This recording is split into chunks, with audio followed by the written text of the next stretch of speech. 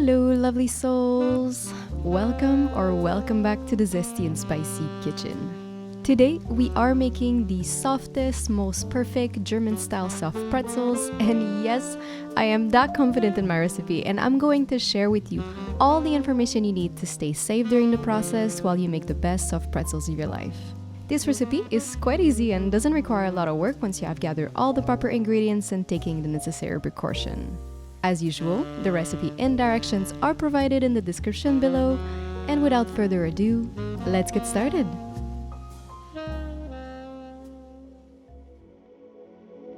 Just before we begin, I would like to address the security aspect of making authentic pretzels.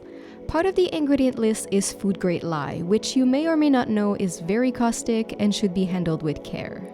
When mixing lye with cold water, never the other way around, to make our bath for the pretzels, it's essential to wear gloves, preferably long sleeve, pants, shoes, and, if possible, protective eyewear and a mask. Sounds like overkill, but better safe than sorry, right? The reason we traditionally use lye in this recipe is, in short, for the browning effect it produces and the mineral taste associated with authentic German-style pretzels. There is a lot to say about the science of alkalinization in food, and it's fascinating, but we won't spend time on that in this video. All you need to know for today is that alkaline solutions can severely burn and dissolve your skin and even your bones, so let's just stay safe about this. Now, if I have completely traumatized you and you think that working with lye isn't for you, rest assured. You can still make pretzels using baking soda for the task, but it won't come out exactly the same, as baking soda isn't as alkaline as lye. Alright, now we're ready to go. First, we will measure the required amount of barley malt syrup into the pot of a stand mixer and add boiling water to dissolve it. Since I didn't have strong bread flour on hand, I'm making my own by mixing some all-purpose flour with Vital wheat gluten, mixing it well, then removing the same weight I just added in Vital wheat gluten. If you have strong bread flour, ignore this step, and if you don't, check the description below for more details.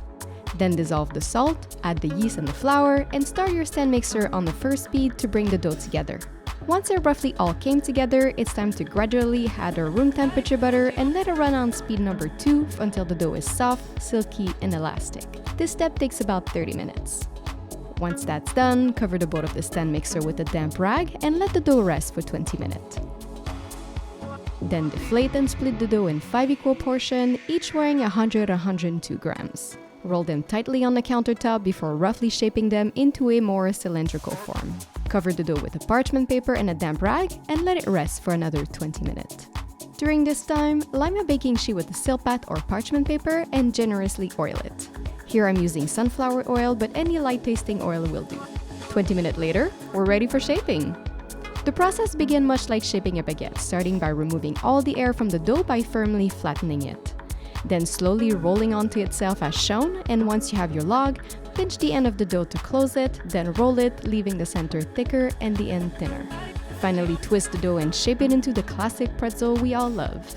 Place them on the baking sheet and cover with parchment paper and a damp rag for an additional rest of 20 minutes.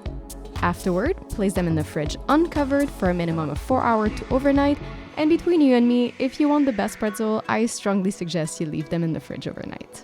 The next day, when your pretzels have chilled in the fridge, preheat your oven to 190 Celsius, 375 Fahrenheit, and mix the cold water with the lye solution. It's also crucial to cover your countertop, as lye water can damage the surface. Alternatively, dip your pretzels on both sides for a maximum of 10 seconds, then place them on a metal rack so that the excess lye water can drip down before placing them back on the baking sheet and add your toppings. The authentic way is to use what we call pretzel salt, which is a more compact coarse salt that doesn't melt as easily. However, I don't have any, so I'm gonna skip it and use Maldon salt instead. Other typical toppings include pumpkin seed, sesame seed, or even cheese. Just before baking, use a razor blade or a very sharp knife to slice the front of your pretzel, allowing some air to escape during baking and enhancing their aesthetic appeal. Finally, bake your pretzel for 20 minutes, and voila! Bon appétit! You made the best, soft, authentic German-style pretzels of your life, and now the big question is, how long would it take to finish all of them and how are you going to eat them? If you enjoyed today's episode and you would like to see more, don't forget to like, subscribe, and hit that notification bell, and I'm going to catch you in my next one. Bye!